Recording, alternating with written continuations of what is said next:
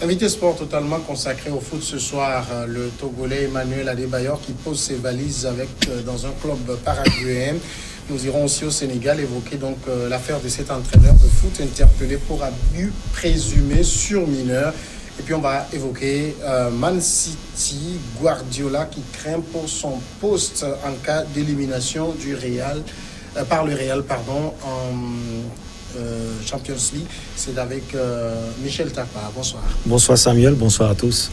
L'Olympia, quadruple champion en titre du Paraguay, a annoncé mardi la signature de l'attaquant togolais Emmanuel Adebayor, 36 ans, ancien joueur du Real Madrid et de Manchester City, afin qu'il dispute la Copa Libertadores en 2020. Les fans de l'Olympia ont pu accueillir aujourd'hui l'attaquant togolais.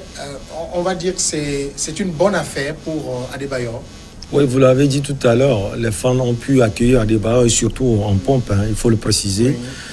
Bonne affaire pour Adebayor. Je pense qu'aujourd'hui, c'est le nom Adebayor qui est en train de jouer parce qu'à 36 ans, la presse togolaise déjà et la presse en général se posait la question qu'est-ce que Adebayor va chercher non seulement dans un championnat comme celui du Paraguay, mais aussi qu'est-ce qu'il peut aller faire à cet âge. Adebayor, finalement, on sent véritablement que même à 36 ans, il porte une certaine image. Il est sans doute l'un des fils d'Ariane de ce football moderne en Afrique, comme Drogba. On l'avait vu déjà en Chine, comme Yaya Nyeri Touré, qui joue d'ailleurs en deuxième division.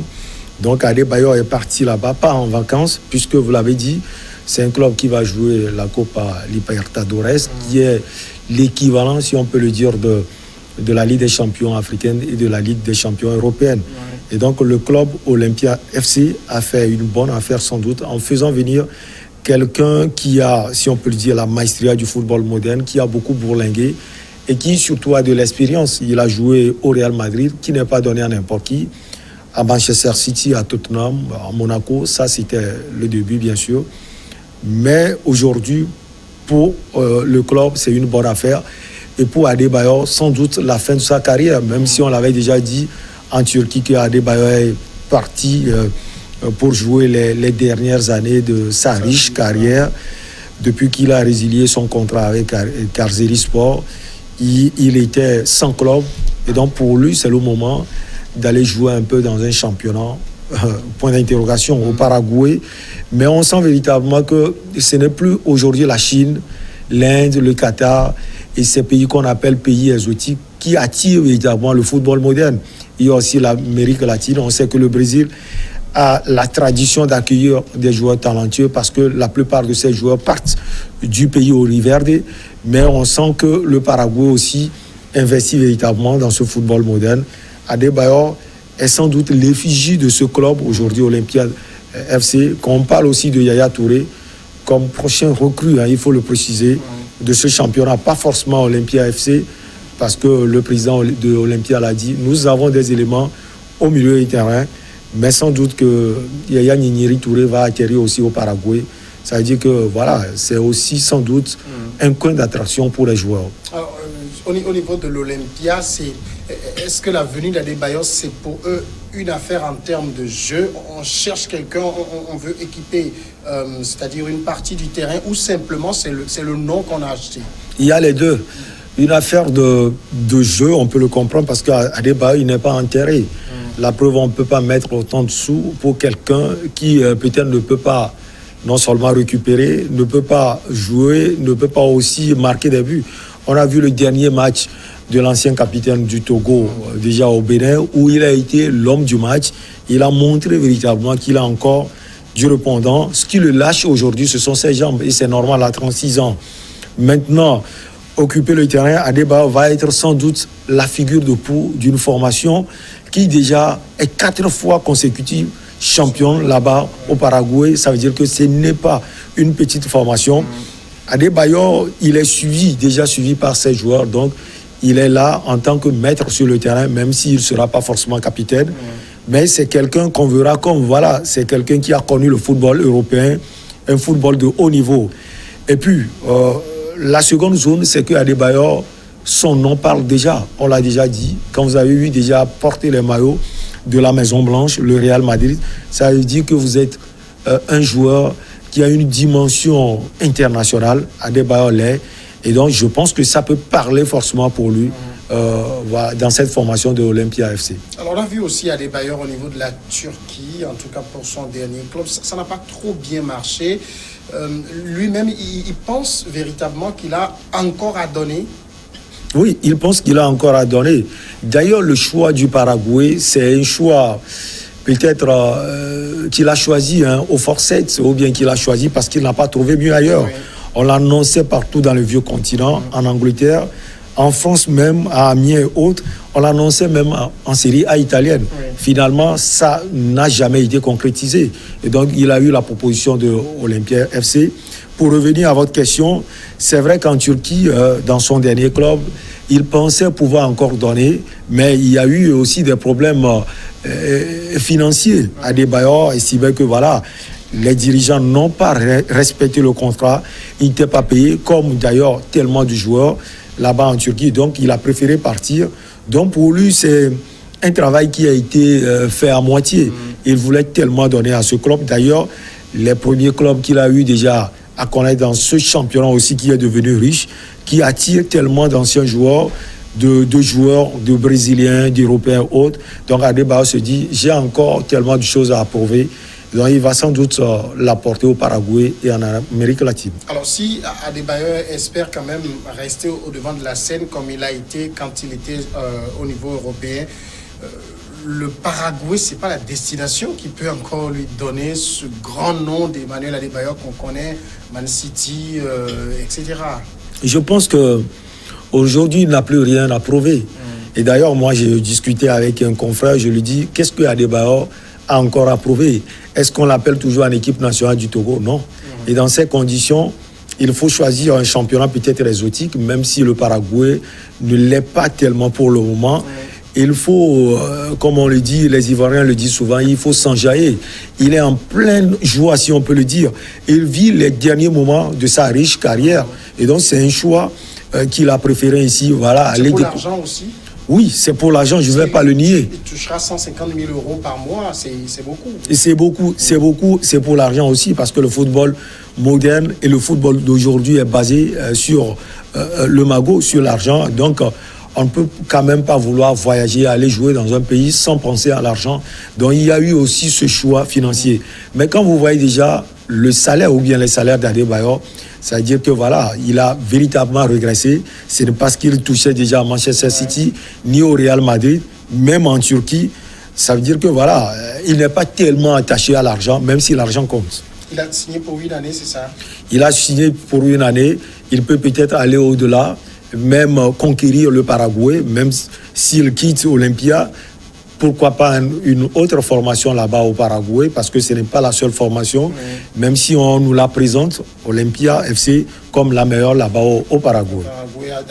Il a 36 ans, l'âge, c'est plus trop ça, hein. On a vu Eto'o raccroché à 38 ans. Donc, vous lui donnerez encore combien de temps sur le terrain? Déjà, avec les derniers matchs qu'il a eu à discuter avec l'équipe nationale du Togo, on le voyait plus s'impliquer dans le jeu. Il ne courait plus comme avant. Il joue plus intelligent, même s'il le faisait avant, hein, il joue plus intelligent. Donc, Adebayor, s'il continue ainsi à jouer, en étant aussi réservé sur les 36 ans qu'il a aujourd'hui, pour moi, il peut aller jusqu'à 38-39 ans. Notre second sujet, nous prenons la direction du Sénégal. Un membre de l'encadrement du club de foot professionnel de l'AS Dakar Sacré-Cœur a été relevé de ses fonctions et interpellé par la police sénégalaise après la dénonciation d'abus sexuels présumés sur des mineurs du centre de formation. C'est ce qu'ont indiqué le club et la police mardi. Dakar Sacré-Cœur indique sur son site avoir dû mettre un terme avec effet immédiat à sa collaboration avec ce qu'il présente comme un volontaire du club arrivé en 2019 pour gestes inappropriés sur plusieurs joueurs du centre de formation. Il ne précise pas la nature des faits, mais évoque au moins 6 victimes. C'est qui? C'est un expatrié, c'est un Sénégalais? C'est de qui il s'agit? On parle déjà d'un Français, un Rhodanien, parce que déjà Sacré-Cœur, le club est en partenariat avec les Gonds de Lyon. Et donc, ce club porte souvent aussi les effigies de ce club français. Donc, on parle déjà d'un Français. En tout cas, la presse n'est pas encore précise. On verra d'ici là si c'est un Français ou un Sénégalais. Ben, je pense que l'acte est déjà condamné, comme les autres sujets d'agression sexuelle qu'on a eu déjà à décortiquer ici. L'acte est à condamner parce que le sport en général, le football en particulier, comme j'ai l'habitude de le dire, transmettent des valeurs. Bon, voilà, même si dans ces valeurs, on parle de plaisir, ce plaisir, c'est plus sur le terrain. Pouvoir donner la possibilité à ces jeunes de pouvoir prendre du plaisir sur le terrain. Ce n'est pas ces genres de plaisir. Il y a le respect, et quand vous voyez l'acte de ce monsieur, il n'y a aucun signe de respect dedans. Et puis, il y a d'autres choses et autres. Il faut dire aussi que le début de l'affaire vient de ces jeunes, même qui ont été agressés parce qu'ils en parlaient entre eux, et c'est ce qui a poussé quand même la curiosité des dirigeants du club et qui ont poussé des enquêtes et qui, à un moment donné, ont alerté la police qui est venue.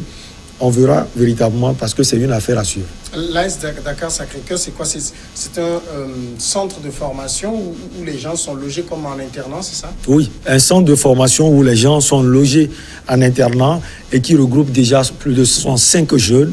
Il y a aussi les jeunes filles et puis les jeunes garçons. Et puis, il faut dire que c'est un club qui joue aussi dans l'élite sénégalaise.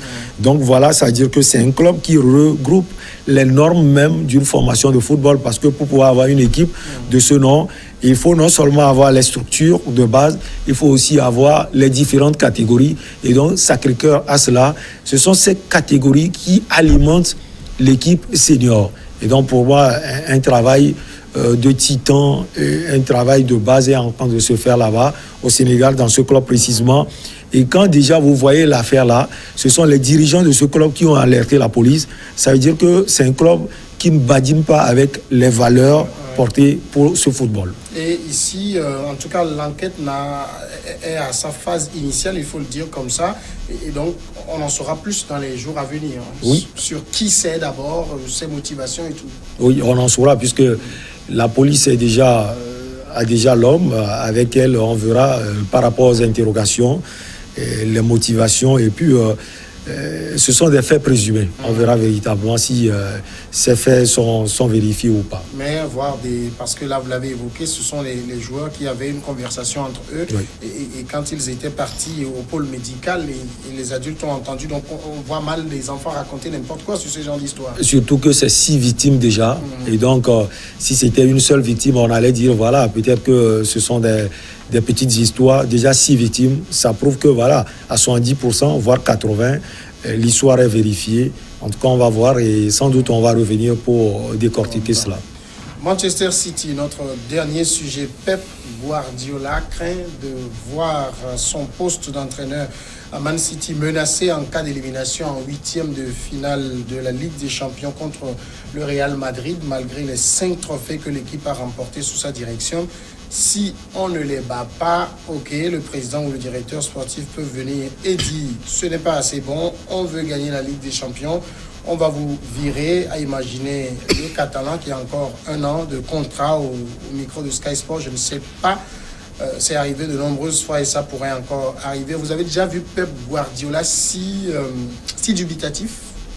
Oui, pour moi, il doit être dubitatif parce que l'objectif du club déjà, c'était la Ligue des Champions. Même si actuellement il est sur 3 tableaux, d'ailleurs sur 4, mais au niveau de la première ligue anglaise, il sait que ça va être on ne peut plus ardu pour lui de pouvoir aller chercher ce titre qu'il tient d'ailleurs parce qu'il a eu 2 fois consécutives. La saison écoulée, c'était un peu plus difficile pour lui. Mais cette saison, les Reds de Liverpool font un travail sans faute. Il est aussi finaliste de la Coupe de la Ligue là-bas en Angleterre. Il est déjà en 8e de finale de la Coupe d'Angleterre. Et puis en 8e de finale de la Ligue européenne des champions. Et c'est justement cette Ligue des champions qu'il craint. Déjà une élimination face aux hommes de Zinedine Zidane peut lui coûter sans doute la place d'entraîneur aujourd'hui.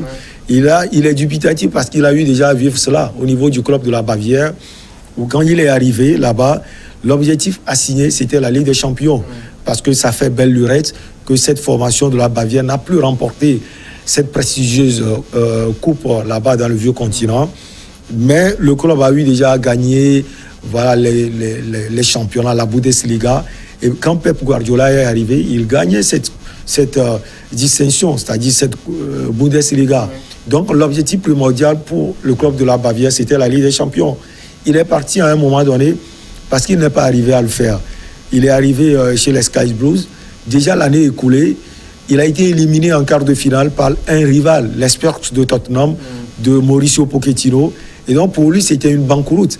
On l'attend forcément cette saison. Or, cette saison, ça ne marche plus comme la saison écoulée. Vous savez que le football, c'est aussi la forme du moment. Quand l'année écoulée, vous avez tout pour pouvoir remporter la première ligue anglaise et que vous êtes déjà tombé en quart de finale, cette année où ça ne va pas forcément bien parce qu'on voit des formations comme Crystal Palace tenir tête au Sky Blues de Manchester City, on se dit, devant le Real, qui certes a été aussi chicoté en Coupe d'Arrêt l'autre fois par la Real Sociedad, le Real Madrid, c'est une formation qui est quand même habituée à la Ligue des Champions. On peut dire que la Ligue des Champions est dans l'ADN du Real Madrid. Donc Pep Guardiola se dit, quand j'ai en face un monsieur intelligent comme Zidane, il faut craindre. Et quand je crains cela, ça veut dire que ce que j'ai eu déjà à vivre dans le club de la Bavière peut revenir. Puisque déjà on est dessus de la première ligue anglaise, on sera plus déçu si on ne remporte pas la Ligue des Champions et surtout si on est éliminé en quart de finale. Ça veut dire que pour Man City, le Real, c'est un adversaire coriace? Oui, déjà, il faut rectifier. Ce sera en huitième de finale face au Real Madrid. Oui, pour Manchester City, le Real Madrid, c'est un adversaire coriace.